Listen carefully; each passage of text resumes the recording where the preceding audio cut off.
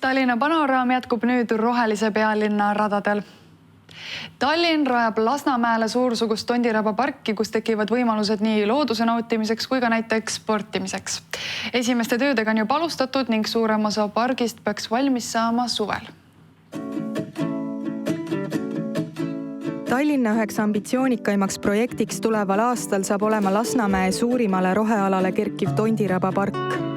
Kõigi mugavuste ja moodsate vaba aja veetmise võimalustega pargist tuleb puhkeala, millist pole varem nähtud ei Eestis ega ka kogu Baltikumis. Meil on 2 eesmärki: säilitada selles rohealas selle elurikkust, mis siin on, aga samas luua väga erinevaid vaba aja veetmise võimalusi. Ja ma arvan, et siin pargis tekivad peaaegu kõik võimalused, mida on võimalik ette kujutada. Parki rajatakse mänguväljakud lastele ja lemmikloomadele. Tekivad võimalused harrastada erinevaid spordialasid uisutamisest ja pallimängust kuni võistluskunstideni.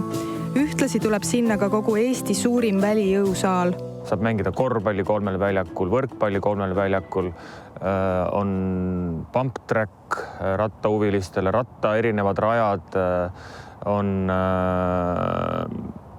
seesama 2,5 kilomeetrine ring jätkuvalt avatud ratturitele ja rulliuisutajatele. Väga suurepärane projekt ja ilmselgelt tegemist ühe Baltimaade ägedama sellelaadse keskusega, mis üldse siin meie piirkonnas on. Ja ma loodan, et see nii Tallinna elanikele ja Lasnamäe elanikele toob palju rõõmu, liikumisrõõmu. Mulle väga meeldib, sest ma käin lastega siin, ma käin ise jooksmas kogu aeg. Et ma arvan, et hea mõte. Ma loodan, et siin on ilus paik siis, kui kõik valmis saab. Sellel ligi 33 hektarilisel alal on ka mitmeid avastamata metsiku loodusega paigakesi, kuhu juhuslik mööduja ei pruugi sattuda. Aastakümneid on see müstiline paik olnud Tondiraba elanike salajaseks tagahooviks. Loodus on siin alati omasoodu tegutsenud. Nüüd tehakse aga see park korda. Siin saab olema kõik see, mis on ka tänastel tagahoovi kasutajatel, ainult et me lihtsalt eksponeerime võib-olla rohkem seda, mida nad ei oska muidu näha. Ehk seda sama samblarohkust nendel turbalaamadel. Meil on tõeline selline emotsionaalselt põnev väljakutse teha ühest ruumist ruum, mis ei kaota oma väärtust, vaid hoopis tõstab oma väärikust. Pargi selgrooks jääbki seesama soostunud alalasuv mets, millel on täiesti unikaalne ökosüsteem.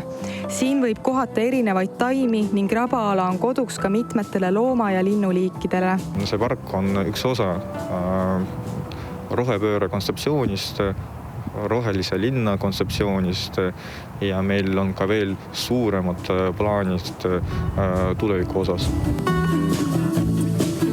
Lasnamäe kopsude ala hakkab ulatuma Kadrioru pargist kuni Pirita jõeni. Koos Tondiraba pargi kujundamisega ühendatakse sealsed jalgrattateed juba teiste linnas olemasolevate kergliiklusteedega, et oleks igalt poolt võimalik parki pääseda. Tallinna eelarves on pargi rajamiseks ette nähtud üle 6 miljoni euro.